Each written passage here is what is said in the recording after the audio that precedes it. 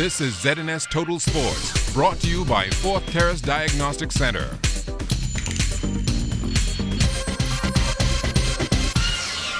Welcome to sports, everybody. After their performance at the Pan Am Games, our women's 4x4 relay team has moved into a position where they are likely to qualify for next month's IAAF World Championships, but B3A's president Mike Sands knows it's not a sure thing just yet.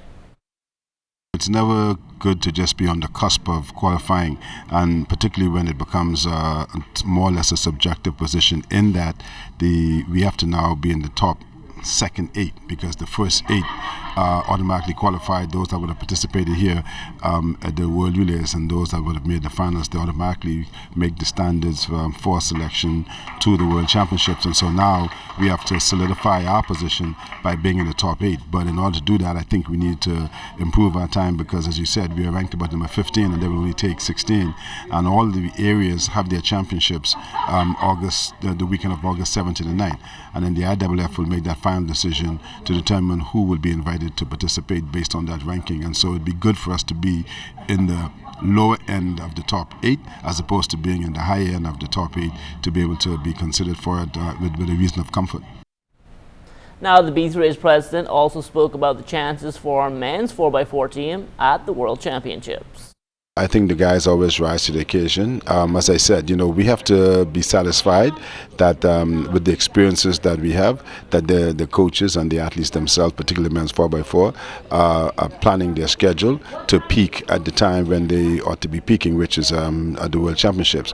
But at the end of the day, we noticed that there have been some subpar performances, and so whether it's injury or whether it's conditioning or lack thereof, we have to make that determination. And as I said, NACA could be the litmus test for us to make that final decision. The Emancipation Holiday weekend is right around the corner, and a number of the country's top C-class sleuths will be at the Black Point Regatta, and all the talk around town is about the pride and joy of Long Island, the Witty K. He's unstoppable right now. We tried, but like nothing wasn't working. But I hopefully this year we'll put an end to that. Those fellas from Long Island, they've been killing Black Point for the last couple of years. But Lundy has told me personally that Witty K is not going to win this regatta in August in Black Point. Now, the Rolle Exuma Class C regatta will also take place over the holiday weekend, and it's not hard to see why sailors keep going back. What keeps me going back is the people. It's really a family-oriented area in Rolleville. When you get there, you're comfortable. Everybody's loving. People, if you have a problem, you can talk to people. Everybody's willing to help you. I went there for the first time and had some problems with my vehicle and didn't know what to do. And we live in Georgetown, and there was this guy called Rat who came out and said, "Look here, man, don't worry, we're getting you home tonight." And he went and he did everything to get my truck working, the bills and everything. And that made me feel really good, because it shows a sense of people caring about people. That settlement has gone overboard.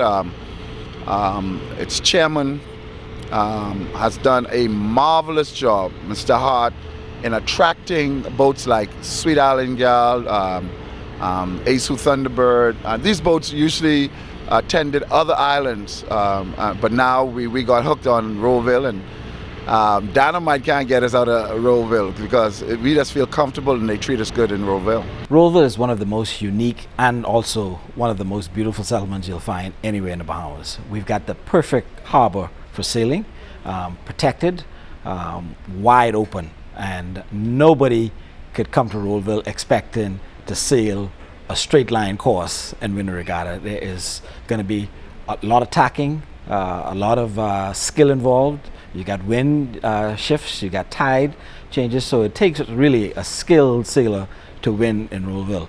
And so certainly outside of the National Family Island Regatta and Elizabeth Harbour, I think Rolleville has, and I would say even dare to say even a better harbour than Elizabeth Harbour for sailing. And our Commodore Reg McKenzie does a wonderful job in stretching that race course out. The New Providence Softball Association was back on the diamond last night with doubleheader action at the Blue Hill Sporting Complex. The ladies opener saw the COB Caribs up against the Black Scorpions.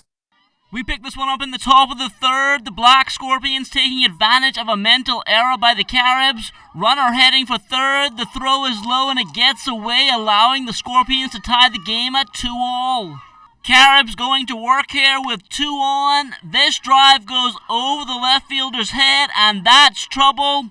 Both base runners come in, and the batter is on her horse. She scores 2, and the Caribs go on to win this one by a final of 11-4. In the men's feature game, Leroy Thompson not with his best stuff for the Commando Security Truckers. The Iredez Hitmen lived up to their name in the top of the first, getting hit after hit after hit.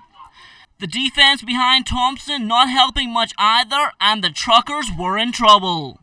On offense, the Truckers struggling as well. Here's a strikeout. Then comes a routine ground out to short. That's followed by another K, and the rest is history. Hitmen win 11-1. Fast pitch action in the Eleuthera Softball Association that has been up and down for the last couple of years. And tonight, Julian Gibson speaks with a couple of veterans about the state of the game on that island. Benson last year, Richard the Lionheart Johnson played softball in Eleuthera, trying to bring the game back to those glorious days. Now this year, he really can't. I am no longer living in Eleuthera. I am now living in Nassau. So I figured if you're not living in a jurisdiction, I don't think it'll be feasible, or it just don't make financial sense to be able to help out in that particular area if you're not living there.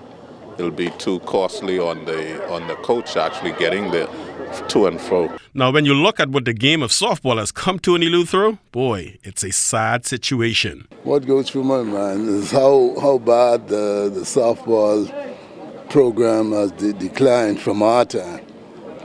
It seems as if the players themselves are not committed to the game. It's a nice game to play, wonderful game, and the players themselves have to be more committed to the game. So exactly how do we rectify the problem? I can't put a finger on it. One can say is administration, and we could say it's administration with the people not putting together the best teams. But then you could also say it's with the players. They're not putting the kind of time in to make sure they improve their craft. Because no matter who the administration put together, if you improve your craft, then the administration has to look at you because your level of play will be that much above, the regular people. Reporting for ZNS Total Sports, I am Julian Gibson. Thanks a lot, Julian. And that will do it for sports. Stay tuned. The Bahamas Tonight comes back after the break.